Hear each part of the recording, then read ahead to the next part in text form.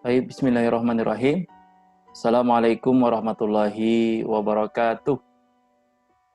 Alhamdulillah, alhamdulillahillazi alafa baina qulubina fa asbahna bi ni'mati ikhwana.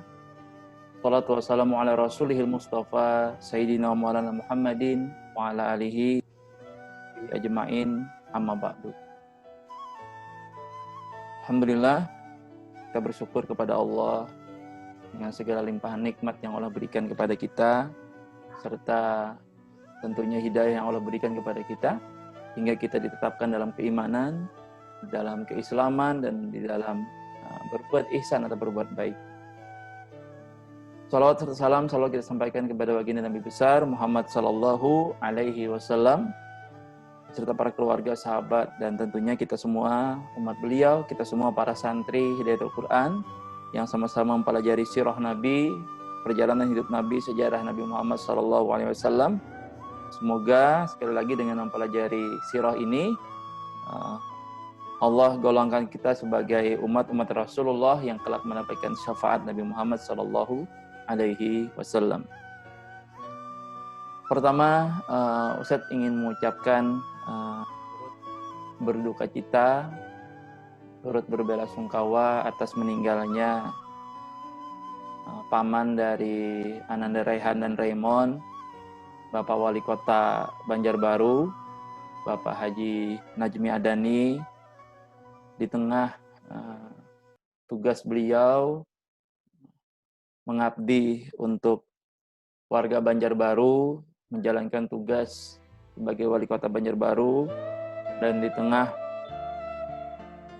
jihad beliau melawan COVID-19, ya, memimpin Banjarbaru, memimpin warganya untuk bisa bersama-sama melawan COVID-19, dan beliau juga berjuang untuk melawan penyakit yang ada di dalam diri beliau. Tapi Ustadz pribadi, anak-anak Ustadz semua, dan seluruh warga Banjarbaru mencintai dan menyayangi ini, dan Allah juga lebih sayang dengan beliau. Mudah-mudahan beliau mendapatkan tempat yang mulia di sisi Allah, diampuni segala dosa, dan diterima segala amal ibadah kebaikan beliau bagi kita semua, bagi Banjarbaru, bagi warga Banjarbaru, dan tentunya bagi pondok atau SMPIT Hidayatul Quran Boarding School. Kita juga di awal-awal bersama beliau mendirikan dan meresmikan HKBS ini, dan beliau juga sering kami silaturahim kepada beliau memberikan masukan-masukan, memberikan arahan-arahan bagaimana pelaksanaan kegiatan di HKBS ini. Sekali lagi kita ucapkan mudah-mudahan beliau mendapatkan tempat yang layak di sisi Allah SWT, dan kita semua yang ditinggalkan diberikan kesabaran. Raihan dan Raymond sekeluarga semoga diberikan dan tentunya kemuliaan. Mudah-mudahan Raihan dan Raymond menjadi ponakan yang soleh, menjadi hafiz Quran, hingga nanti pahalanya juga mengalir ke paman beliau. Dan kita semua santri juga berdoa, mudah-mudahan kita semua bisa memberikan doa terbaik kita bagi beliau. Lihazihi niyah walikulli niyatin sholihah. Al-Fatihah. A'udzubillahi minasyaitonirrajim. Bismillahirrahmanirrahim. Alhamdulillahirabbil alamin arrahmanirrahim maliki yaumiddin. Iyyaka na'budu wa iyyaka nasta'in. Ihdinas siratal mustaqim. Siratal ladzina an'amta 'alaihim ghairil maghdubi 'alaihim waladdallin. Anak-anak Ustaz semua, tentu peristiwa ini semakin mengingatkan kita bahwa kullu nafsin dha'iqatul maut. Setiap yang bernyawa, setiap yang memiliki nyawa pasti yang namanya kematian. Fa iza jaa ajaluhum la yastakhiruna sa'atan wa la yastaqdimun. Dan jika telah datang kepada mereka ketentuan ajal itu, maka dia tidak akan dilambatkan, walaupun sesaat, walaupun satu detik tidak akan dilambatkan. Wala yastaqdimun, dan tidak juga diakhirkan. Jadi semua sudah sesuai dengan ketentuan Allah Subhanahu wa taala. Oleh karena itu, kita yang masih hidup ini ya, pandai-pandai membaikkan waktu, menjaga kesehatan dan memberikan manfaat yang terbaik, karena khairun nasi anfa'uhum linnas.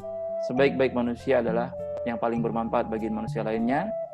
Sebagaimana teladan kita Bapak Najmi Madani, Wali Kota Banjarbaru, beliau memberikan kebermanfaatan yang banyak bagi Banjarbaru, bahkan bagi warga Kalimantan Selatan khususnya secara umum. Mudah-mudahan ini menjadi keteladanan bagi kita, kebaikan-kebaikan yang beliau berikan itu menjadi inspirasi bagi kita untuk menjadi manusia yang paling baik. Jadi khairun nasi anfa'uhum linnas. Baik, kita mulai kajian kita. Jika sebelumnya kita mengkaji bab atau judul ke-16, ad-da'watu jahran, dakwah secara terang-terangan, maka pada hari ini kita mengkaji bab ke-17. Silakan antum buka halaman 22, judul ke-17 yang berjudul Jam'uhu li'ashiratihi, yang judulnya adalah Nabi Muhammad SAW mengumpulkan keluarganya. Nabi Muhammad SAW mengumpulkan hu-nya kepada Nabi, li'ashiratihi, untuk ashirah, keluarga Nabi Muhammad SAW.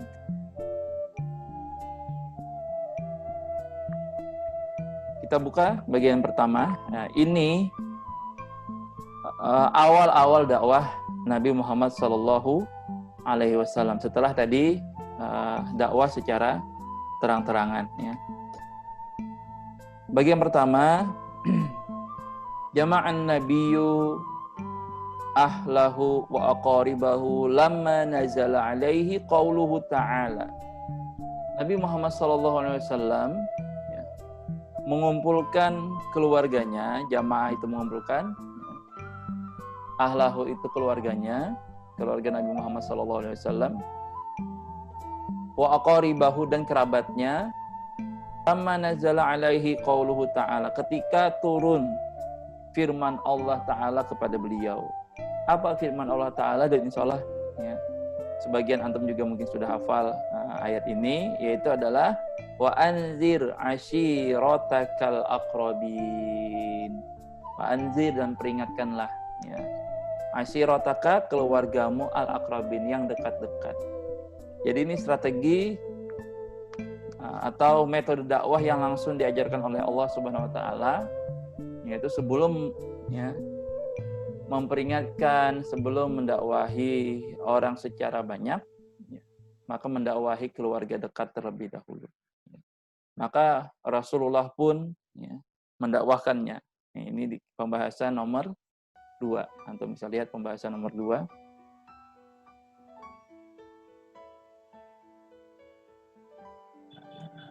Sudah dilihat ya. Allaghum risalata rabbih. Karena dapat perintah dari Allah tadi, maka Nabi Muhammad SAW menyampaikan risalah Tuhannya. Nah, di bagian 2 ini ada footnote, ada catatan kaki, bisa antum lihat di bagian bawah. Nah, tugas antum silahkan kasih harokat ya, kasih baris, kasih harokah, kasih baris di di Arabnya, karena yang di tulisan kaki itu di footnote itu Arab tanpa baris atau kita kenal dengan Arab gundul. Nah, silahkan antum kasih baris, nanti sambil Ustadz bacakan artinya. Oh ya, yang pertama tadi, mohon maaf, Ustadz terlupa. Untuk yang pertama, itu akan Ustadz bacakan soal pertama, pertanyaan pertama. Jadi di kajian kita, polanya dari hari ini agak berbeda. Kalau biasanya sekarang kita bikin pertanyaannya di tengah-tengah atau di setiap akhir pembahasan. Di sini kan ada 4 pembahasan, nanti ada 4 soal. Nah, jadi silakan antum perhatikan pertanyaan pertama. Nanti totalnya ada 4 soal ya, ada 4 pertanyaan. Pertanyaan pertama, Mata jama'an nabiyyu ahlahu. Kapan Nabi Muhammad sallallahu alaihi wasallam mengumpulkan keluarganya? Tadi sudah kita bahas, kita jelaskan di bagian pertama ya. Pertanyaannya mudah saja, antum bisa lihat di bagian bawah kitabnya, bagian bawah pembahasan judulnya ada tulisannya as'ilah, pertanyaan-pertanyaan. Mata jama'an nabiyyu ahlahu. Kapan Nabi Muhammad SAW mengumpulkan keluarganya? Yang kedua, nah kita masuk pembahasan kedua. Nanti dari pembahasan kedua ini muncul soal nomor 2. Baik, kita lanjutkan. Tadi yang nomor 2. Faballagahum risalata rabbih. Maka Rasulullah SAW menyampaikan risalah Tuhannya. Di catatan kaki kita perhatikan qala lahum. Silakan antum kasih baris ya, kasih harokat. Innar ra'ida la yakzibu ahlahu. Sesungguhnya kata Nabi Muhammad SAW, pemeliharaan itu tidak patut mendustai ahlinya. Tidak patut mendustai ahlinya atau keluarganya. Wallahi, ini Rasulullah SAW bersumpah. Wallahi, lau kazab, tapi kalau wallahi itu sumpah demi Allah. Wallahi, lau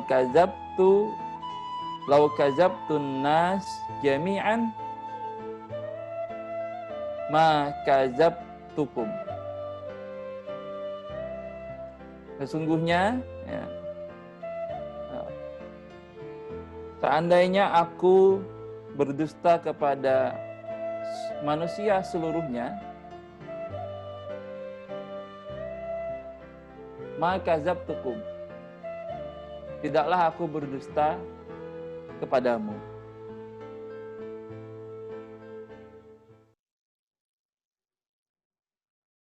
Yang kedua, walau gharartun nasa jami'an ma gharartukum. Dan jika aku suka menipu seluruh manusia, semuanya, maka aku tidak menipu kalian. Ya, ini ucapan Nabi kepada keluarganya. Wallahu allazi la ilaha illahu.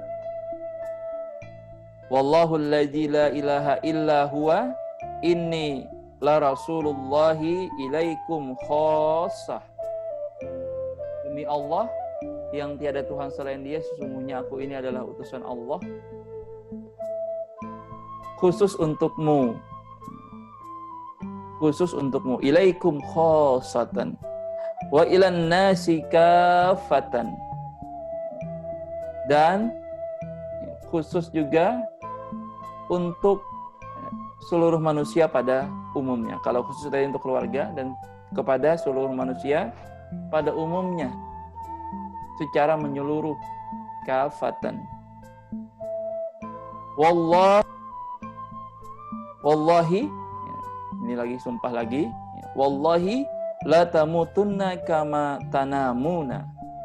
Demi Allah, sesungguhnya kalian semua akan mati sebagaimana kalian tertidur.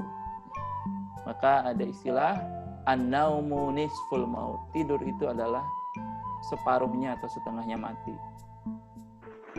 Maka Rasulullah mengingatkan ya, bahwa kita semua pasti mati, kata Rasulullah. Sebagaimana ya, kita semua tertidur. Tidak ada yang bisa mampu menahan diri dari tidur. Dan tidak ada yang sadar ketika tidur. Makanya tidur itu digambarkan sebagai an-naumu nisful maut, an-niyamu nisful maut. Tidur itu adalah separuh atau setengah dari mati. Maka jika ingin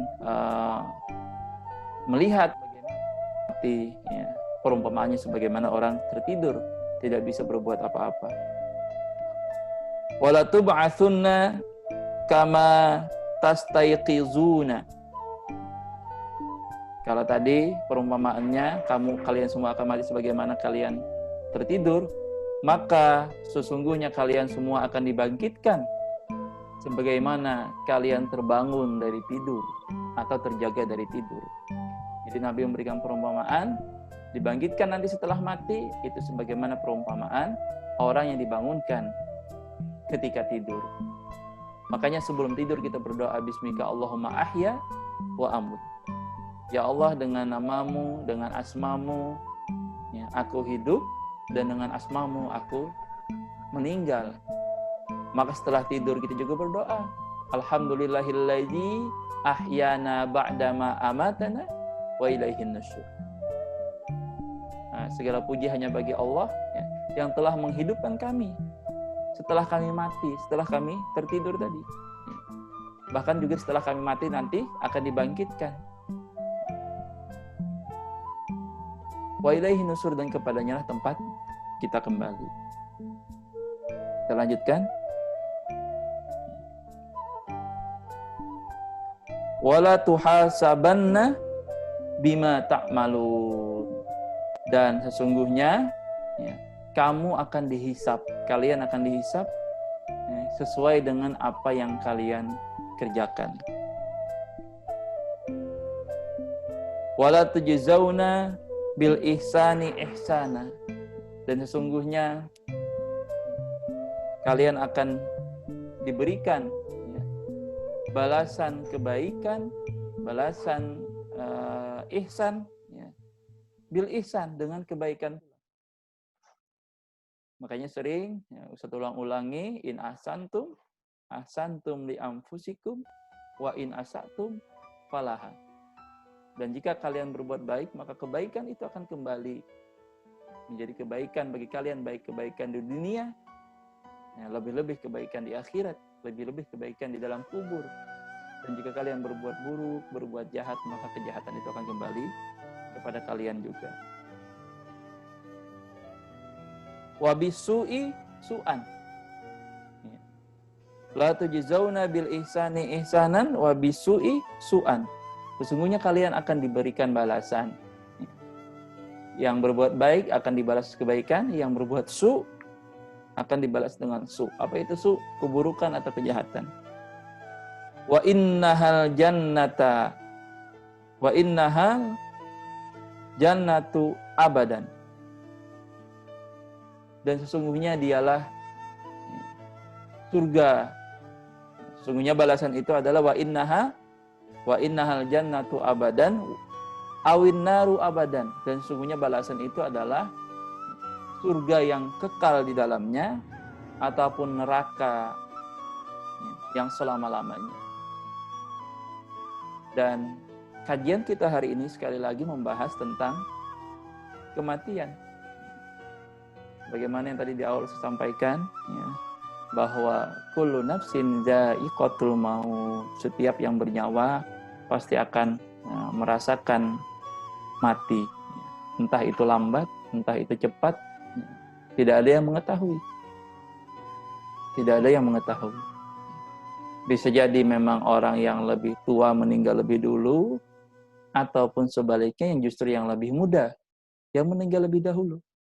Bisa jadi orang sakit yang meninggal lebih dahulu, dan tidak menutup kemungkinan orang yang sehat pun bisa meninggal lebih dahulu.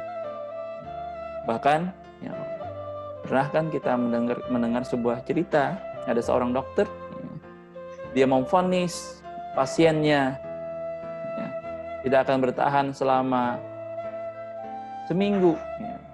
Dia vonis ya, dalam seminggu ke depan pasiennya tidak akan mampu bertahan. Tetapi apa yang terjadi setelah seminggu itu? Justru pasiennya sehat dan dokternya yang meninggal dunia. Apa yang tidak mungkin bagi Allah? La haula wala quwata illa billah.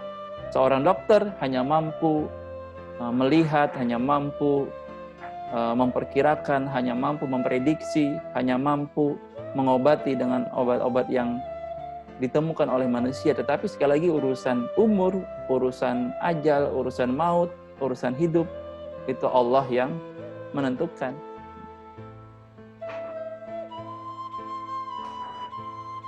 Oleh karena itu, penting bagi kita selalu zikrul maut, mengingat kematian. Dan sebaik-sebaik nasihat adalah mengingat kematian. Baik, kita lanjutkan kajiannya. Wa anzarahum azaba yaumin azim. Masih bagian 2 ya, bagian judul kedua. Wa anzarahum azaba yaumin azim. Dan Nabi Muhammad SAW memberikan peringatan tentang azab di hari pembalasan. Azab yaumin azim. Azab di hari pembalasan yang begitu besar. Di dalam kurung, yauma la yanfa'u malun wala banun. Yaitu hari pembalasan, hari yang tidak lagi bisa memberikan manfaat harta maupun anak keturunan. Yanfa'u malun wala banun. Kita punya harta melimpah kaya, konglomerat gitu, miliarder, tetapi pada hari itu la yanfa'u malun, tidak akan lagi bermanfaat malun, harta. Terlebih harta yang tidak diinfakkan di jalan Allah Subhanahu wa taala. Wala banun, dan tidak lagi bermanfaat anak-anak, baik itu anaknya cerdas, juara olimpiade, anaknya tokoh masyarakat dan lain-lain. La yanfa, masing-masing semua memikul tanggungan masing-masing.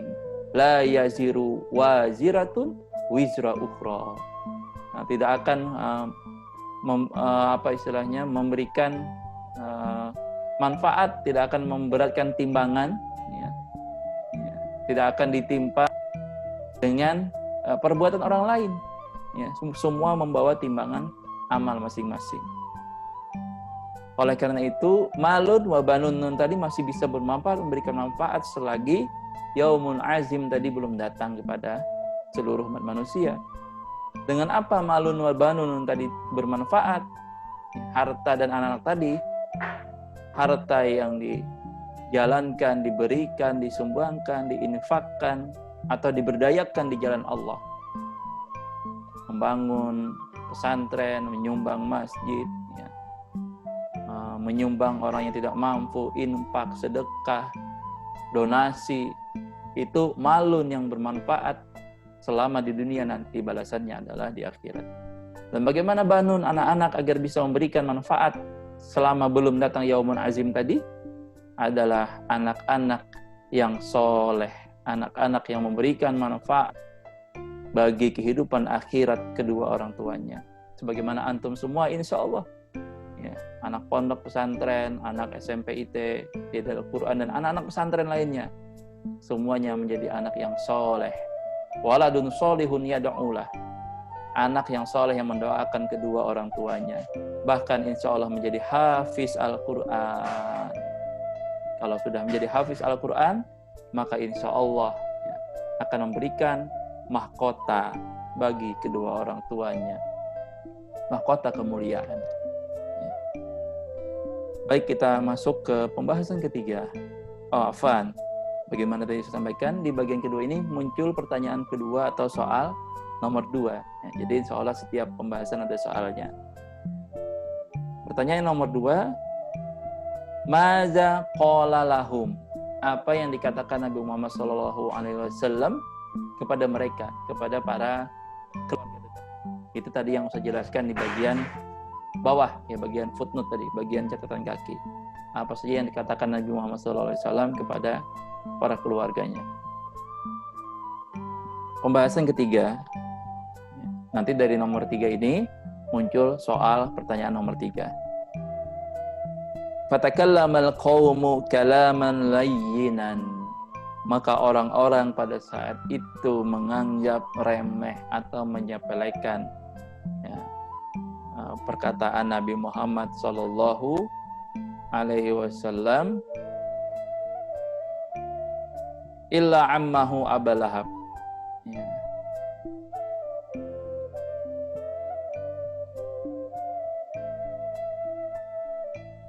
Oh ya, orang-orang pada saat itu fatakallama kalaman layyinan, maka orang-orang pada saat itu, ya, berbicara dengan perkataan yang rendah, lain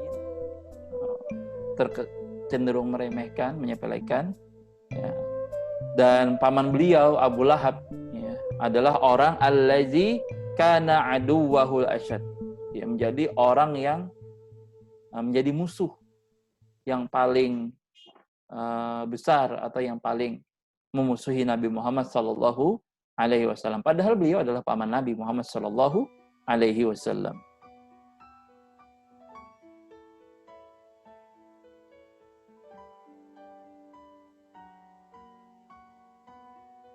Pertanyaan nomor 3, ya. Bimaza ajabuhu.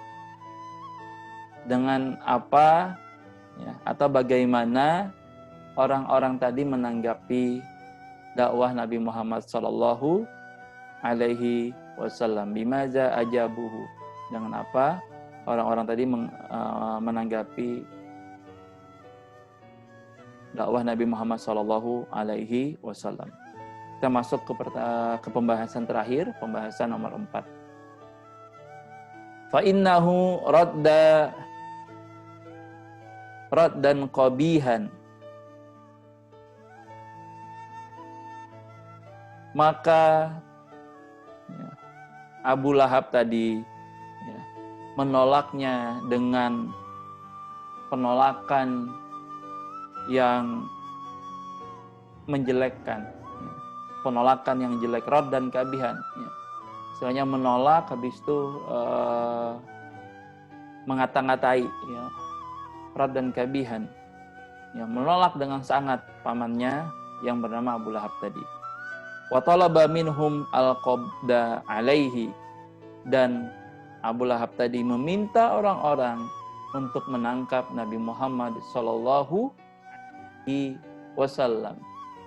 Kenapa menangkap? Karena pamannya Abu Lahab tidak suka dengan dakwah Nabi Muhammad sallallahu alaihi wasallam atau menolak ajakan Nabi Muhammad sallallahu alaihi wasallam untuk menyembah Allah dan masuk kepada dinul Islam. Itu yang ditolak oleh Abu Lahab. Sehingga dengan sampai hati ya, pamannya tadi memerintahkan orang-orang, karena menolak itu tadi, memerintahkan orang-orang untuk menangkap Nabi Muhammad sallallahu alaihi wasallam. Tapi ada satu paman Nabi yang lain yang membela dengan berani. Faqala lahu Abu Thalib. Maka paman Nabi Muhammad sallallahu alaihi wasallam yang bernama Abu Thalib berkata, "Wallahi lanamna'annahu ma baqina." Wallahi, kata Abu Thalib, wallahi na'annahu ma baqina. Sesungguhnya, demi Allah, sesungguhnya kami, saya termasuk kata Abu Thalib dan keluarga lainnya, lanamna'annahu, kami akan mencegahnya, kami akan melarangnya. Mencegah siapa? Mencegah Abu Lahab tadi. Ya. Dan kami akan membelanya, kata Abu Thalib, ma baqina, selama kami masih ada, selama kami masih hidup, selama kami masih bersama Rasulullah SAW, kami akan selalu membela Nabi Muhammad SAW. Dan pembelaan ini yang membantu dakwah Nabi Muhammad SAW. Karena banyak di antara sahabat, di antara keluarga dekat beliau yang akhirnya beriman kepada Nabi Muhammad SAW, meluk agama Islam. Walaupun sebagian yang lain ada yang memang tidak diberikan hidayah oleh Allah. Sekali lagi, urusan hidayah itu adalah urusan Allah. Bahkan ada firman Allah dalam Al-Quran yang mengatakan, innaka latahdi man ahbabta walakinallaha yahdi may yasha. Dan sesungguhnya kata Allah, engkau tidak akan mampu memberikan hidayah kepada orang yang kamu cintai sekalipun, termasuk keluarga Nabi, termasuk paman Nabi, termasuk di dalam sejarah anak-anak Nabi Nuh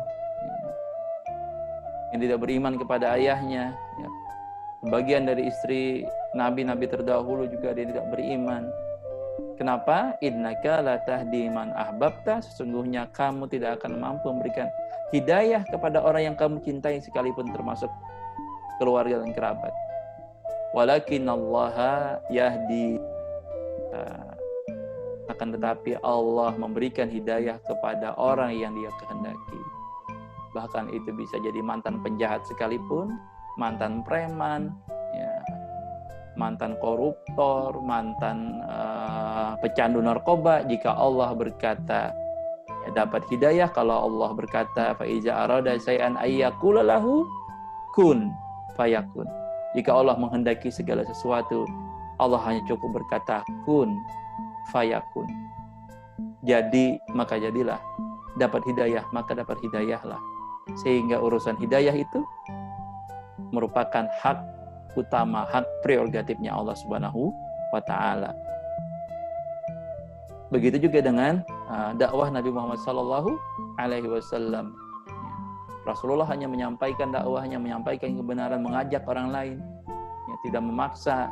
Selebihnya hidayah adalah urusan Allah. Tapi sudah ada usaha Nabi. Nabi tidak menyerah gitu. Tidak berpangku tangan hanya berdoa, ya Allah berikan hidayah kepada pamanku, berikan hidayah kepada fulan bin fulan. Tetapi Nabi juga mengajak, mendakwahi, menyampaikan kebenaran. Jika sudah usaha yang dilakukan maksimal, ikhtiar yang dilakukan maksimal, maka selebihnya tawakalkan kepada Allah. Faiza azamta fatawakkal 'ala Allah. Jika kamu sudah berbuat, bertekad, berbuat banyak, berbuat semaksimal mungkin di dalam dakwah, menyampaikan kebenaran, mengajak orang lain, maka selebihnya tawakalkan kepada Allah. Pertanyaan keempat dari pembahasan ini, maza radda alaihi Abu Lahab. Ya. Apa yang ditolak atau ditentang oleh Abu Lahab? Insya Allah saya yakin jawabannya sudah ada di bagian penjelasan awal tadi. Para santri kelas 8, demikian kajian sirah kita, pembahasan sirah kita untuk hari ini. Sekali lagi mudah-mudahan dengan mempelajari sirah ini kita semua mendapatkan, selain mendapatkan ilmu, selain mendapatkan pengetahuan, kita juga mendapatkan semangat dan keimanan baru untuk selalu mencintai Nabi Muhammad SAW, meneladani perjalanan sirah beliau dan mengamalkan sunnah-sunnah beliau, ya, punya rasa kebanggaan, ingin bisa menjalankan apa yang menjadi keteladanan kita, menjadi keteladanan dari Nabi Muhammad SAW kepada kita semua. Dan kesimpulan dari materi hari ini bahwa Nabi Muhammad SAW melakukan strategi dakwahnya dengan pertama-tama mengajak, ya, keluarga dekat beliau, ya, keluarga karib beliau untuk masuk kepada agama Islam. Nah, tetapi ajakan itu, dakwah itu tidak semuanya diterima oleh keluarga beliau, termasuk paman beliau Abu Lahab tadi yang melakukan penolakan. Makanya jika kita berbuat baik, memang ya, tidak semua orang ya, bisa menerima kebaikan yang kita lakukan, tetapi itu jangan sampai membuat kita berhenti untuk berbuat baik. Teruslah berbuat baik, jika memang kebaikan itu memberikan manfaat kepada orang lain, jika memang kebaikan itu tidak merugikan orang lain, jika memang kebaikan itu sesuai dengan kebaikan yang diajarkan oleh Al-Quran dan Sunnah Rasulullah Sallallahu Alaihi Wasallam. Karena fajazaul ihsani illal ihsan. Dan balasan kebaikan itu sendiri.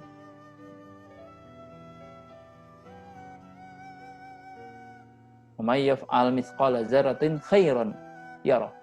Barang siapa yang berbuat kebaikan sekecil zarah sekalipun, dia akan melihat balasannya. Wa may ya'mal mithqala dzarratin syarran yarah. Dan barang siapa yang mau sedikit pun dia berbuat keburukan walaupun sekecil zarah, dia juga akan melihatnya atau mendapatkan balasannya. Demikian, Ustaz mohon maaf jika ada kekeliruan atau kesilapan dalam penyampaian Ustaz, karena ilmu Ustadz yang masih terbatas, dan juga karena kesalahan pribadi Ustadz, kekeliruan Ustadz, mohon maaf jika ada yang kurang berkenan atau kurang pas dari penyampaian Ustadz. Sekali lagi, dan jika ada kebenaran, itu hanya semata-mata datang dari Allah Subhanahu wa Ta'ala, dan kebenaran yang dibawakan oleh Nabi Muhammad SAW. Sampai jumpa di kajian sirah berikutnya. Kita akhiri dengan mengucapkan naktatim bi qiraatil hamdalah, alhamdulillahirabbil alamin, tsumma nastaghfirullah, astaghfirullahalazim, tsumma nal'u bidu'ai kafaratul majlis. Kita berdoa dengan kafaratul majlis. Subhanakallahumma bihamdika asyhadu alla ilaha illa anta astaghfiruka wa atubu ilaik. Wabillahi taufiq wal hidayah war ridha wal inayah. Assalamualaikum warahmatullahi wabarakatuh.